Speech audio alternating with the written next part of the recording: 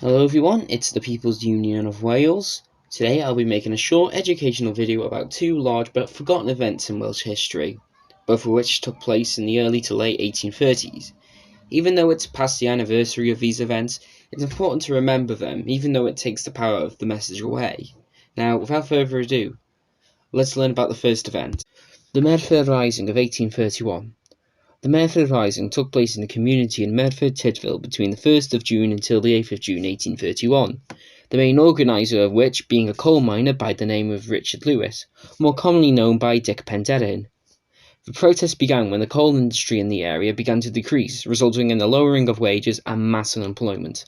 As high as 7,000 to 10,000 workers joined the protests, resulting in Westminster deploying the 93rd Highland Regiment to put down the revolt.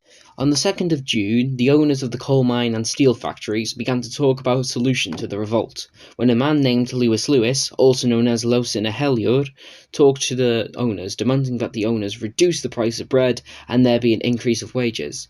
The owners refused the demands, resulting in the Castle Inn, where the talks were happening, to be attacked by the rebels. During the attack, the 93rd Highland Regiment opened fire on the rebels, killing and injuring many of them. Meanwhile, the rebels went to steal arms from the barracks and fought back, eventually pushing the regiment to Penardan House, leaving the city to the rebels. The rebels then flew red banners over the city until the siege was broken on the 6th of June 1831, when the government forces took advantage of a mass meeting held by the rebels and marched into the city with 400 troops. On the 8th of June, Merthyr was completely stabilised, with every pocket of resistance destroyed. 24 rebels were killed, 26 were arrested, and many more were injured. For those arrested, 7 were sent to prison, 2 were given the death penalty, and the rest were sent to Australia to work in a penal colony. The men who were sentenced to death penalty were Lewsyn y Helyr for robbery and Dic Penderyn for being accused of stabbing a soldier by the name of Donald Black in the leg.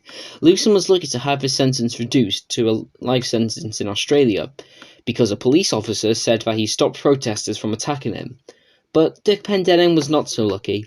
Home Secretary Lord Melbourne wanted at least one of the rebels to be made an example of. Even though over 11,000 people signed a petition for his release, and even Donald Black was unsure if it was him, his sentence was not reduced. On the 13th of August 1831, Dic Penderyn was hanged from the gallows in modern-day Cardiff Market entrance. Many years later, in 1874, it was rumoured that a Welsh migrant in America named Yanto Parker had confessed on his deathbed to a Reverend Evans that he is the one who stabbed Donald Black and escaped to America to avoid punishment. There was also the man who testified against Dic Penderyn, a man by the name of James Abbott, later admitted that he lied under oath due to pressure from Lord Melbourne. The night before Dic Penderyn was executed, he wrote this: "I am Richard Lewis, Dic Penderyn. They are going to hang me. They said I wounded a soldier in the uprising. I didn't do it, God. Oh yes, I joined the radicals. I was in favour of parliamentary reform. I helped them burn the books of the Court of Requests and Joseph Coffin's furniture. I marched from house to house, retrieving goods seized by the court. I heard them read the Riot Act, in English and in Welsh. I stood with the crowd at the Castle Inn. I shouted, 'Cheese with bread,' with the rest. I saw the crowd attack. The blood, dead, but dying.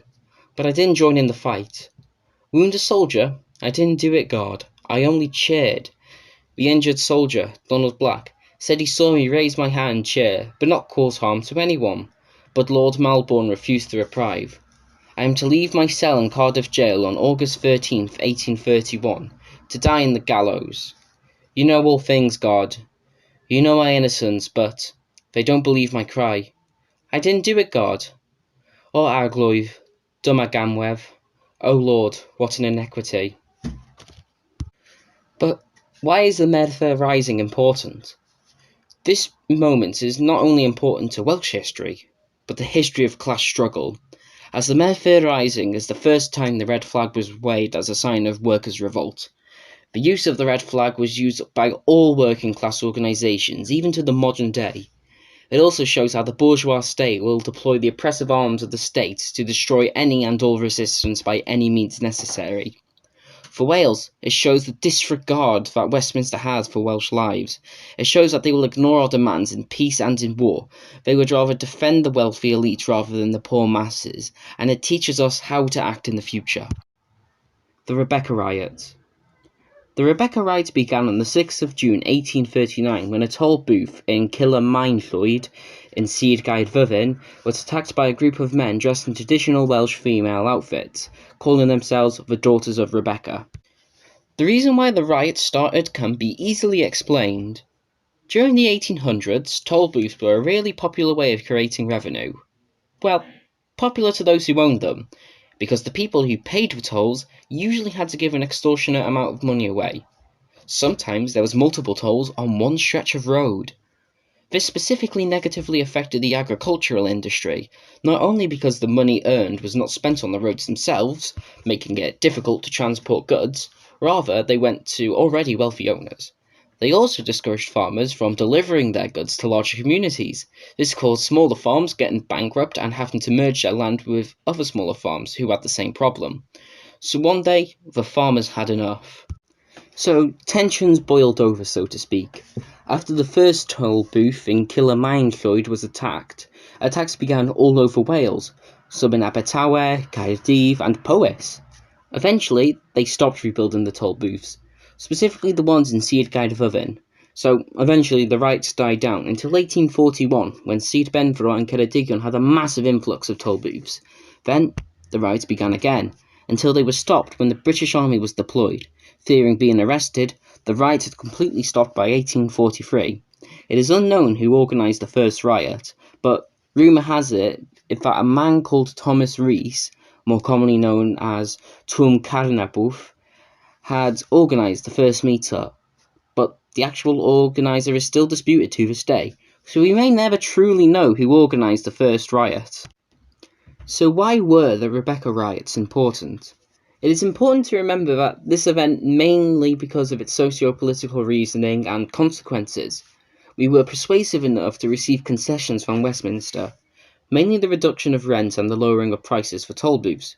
Plus, Westminster held a review to see whether or not toll booths were necessary, although this went nowhere, mainly due to the fact that toll booths actually increased after this, although where the money went did not change.